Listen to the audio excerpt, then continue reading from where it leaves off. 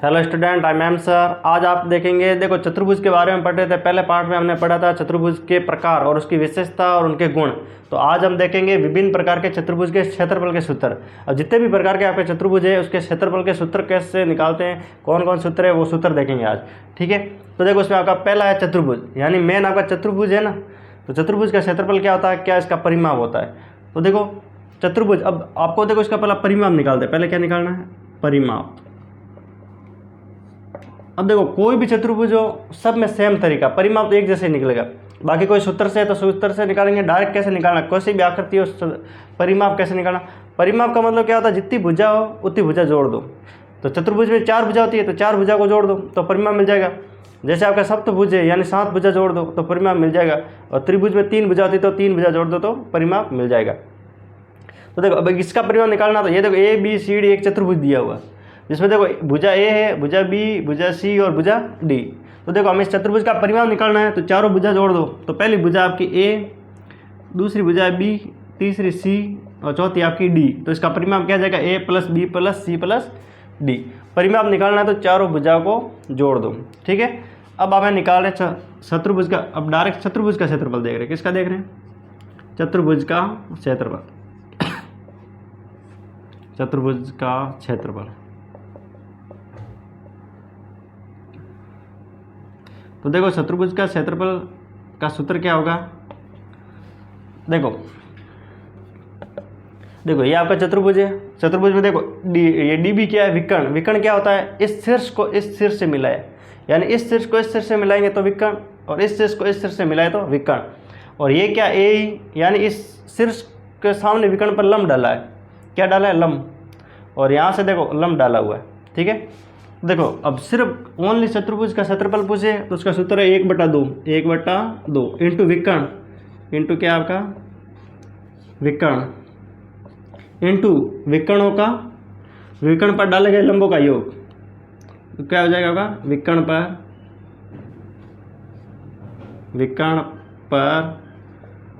डाले गए लंबों का योग। ठीक है, तो देखो इसका सूत्र क्या हो जाएगा, चतुर्भुज का क्षेत्रफल होता है 1/2 इंटू विकर्ण। देखो 1/2 इंटू विकर्ण, विकर्ण कौन सा ये DB, ये पूरा है ना DB। विकर्ण इंटू विकर्ण पर डाले गए, इस विकर्ण ये DB विकर्ण, इस पर डाले गए लंबों का योग, यानी लंब एक तो A ही लंब डाल रहा है और एक आपका CF लंब डाल रहा है, तो इनका योग, इन दोनों का योग। तो ये इसका सूत्र हो जाएगा इसका। ठीक है, समझ में आया। 1/2 ये पूरा विकर्ण ये ले लेंगे और ये लंब है, इनको जोड़ देंगे, ये लंब और इस लंब को जोड़ देंगे। ठीक है, तो ये इसका ओनली चतुर्भुज का क्षेत्रफल का सूत्र आ जाएगा। ठीक है, ये आपका वर्ग है, वर्ग A B C और D। तो देखो वर्ग में कितनी भुजा है, 4 भुजा है। तो देखो इसका परिमाप देखेंगे, तो देखो वर्ग का परिमाप,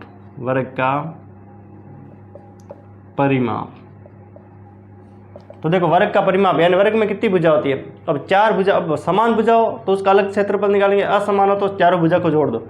अगर असमान भुजा है तो चारों भुजा को जोड़ दो तो परिमाप मिल जाएगा।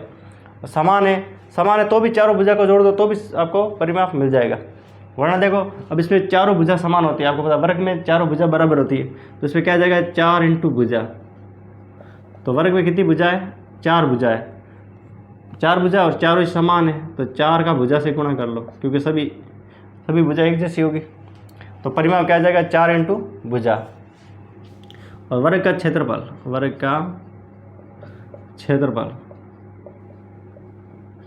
के क्षेत्रफल का सूत्र क्या आ जाएगा आपका, भुजा गुणा भुजा, यानी भुजा का भुजा से गुणा कर लो। अब भुजा मान लो ये 10 10 10 सब समान होगी, तो समान भुजा का भुजा से गुणा कर लो तो आपका क्षेत्रफल आ जाएगा। वर्ग का क्षेत्रफल क्या आ जाएगा, भुजा गुणा भुजा। और यहाँ इसको लिख सकते हैं भुजा स्क्वायर। भुजा स्क्वायर का मतलब क्या था, भुजा गुणा भुजा। यहाँ इसको क्या लिखते हैं, भुजा का स्क्वायर। भुजा का स्क्वायर का मतलब है 2 बार गुणा करना इसका। ठीक है, और ये आपका और तीसरा हो जाएगा, आपका तीसरा है आयत। तो देखो आयत में आपको पता है कि आमने सामने की भुजा बराबर होती है, ये आपके आमने सामने की भुजा बराबर होती है। तो ये तो आपको पता है, ये है लंबाई और ये आपकी चौड़ाई, ये चौड़ाई यानी ये 5 है तो ये भी 5 होगी, ये 10 है तो ये भी 10, यानी आमने सामने की भुजा बराबर होती है। तो देखो आयत का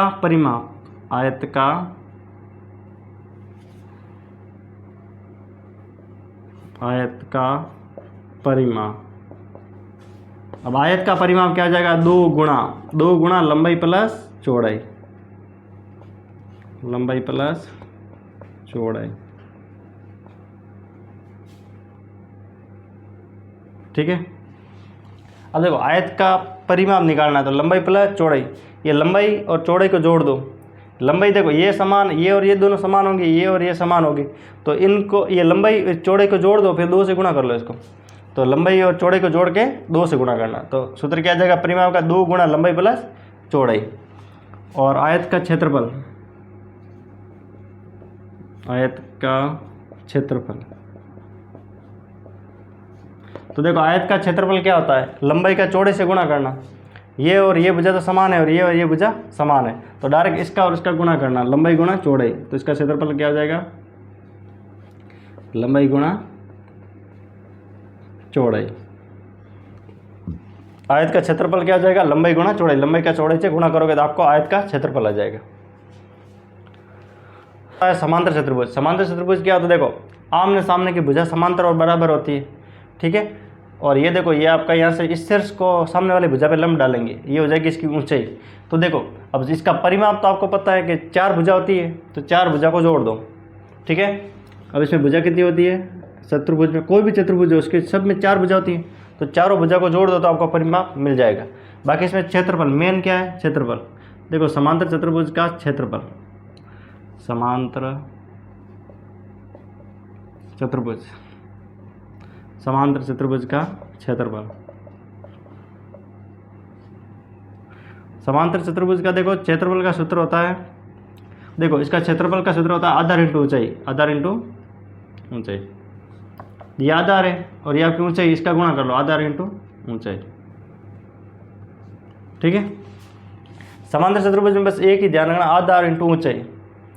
ठीक है। त्रिभुज में आपको पता है 1/2 इंटू आधार इंटू ऊंचाई होता है, और इसमें सिर्फ आधार इंटू ऊंचाई, आधार का ऊंचाई से गुणा कर लो तो समांतर चतुर्भुज का क्षेत्रफल आ जाएगा।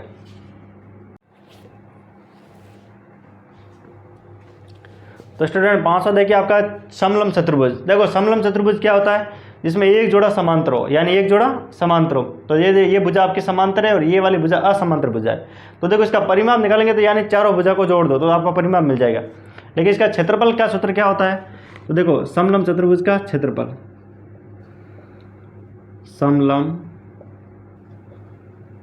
चतुर्भुज का क्षेत्रफल। देखो समलंब चतुर्भुज का क्षेत्रफल होता है 1/2 इंटू देखो आपके समांतर भुजा का योग, ये दो आपके समांतर भुजा है ना, तो समांतर भुजा का योग, समांतर भुजा का योग, समांतर भुजा का योग इंटू ऊंचाई। देखो ये आपको ऊंचाई दिख रही है, तो ये हो जाएगा आपकी ऊंचाई। ठीक है।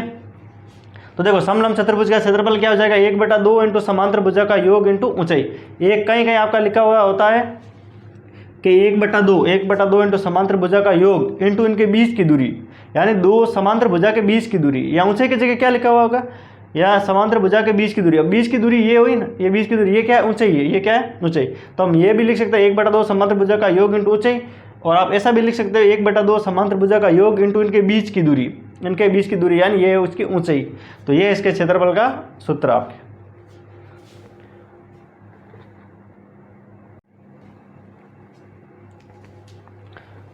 स्टूडेंट आगे देखिए आपका समचतुर्भुज। समचतुर्भुज क्या होता है, देखो ये चतुर्भुज ABCD एक समचतुर्भुज है जिसकी चारों भुजा बराबर है। हम पढ़ चुके हैं इसकी चारों भुजा बराबर होते हैं और इसके विकर्ण लंब समद्विभाजित होते हैं, यानी 90 डिग्री पे कोण पे काटते हैं।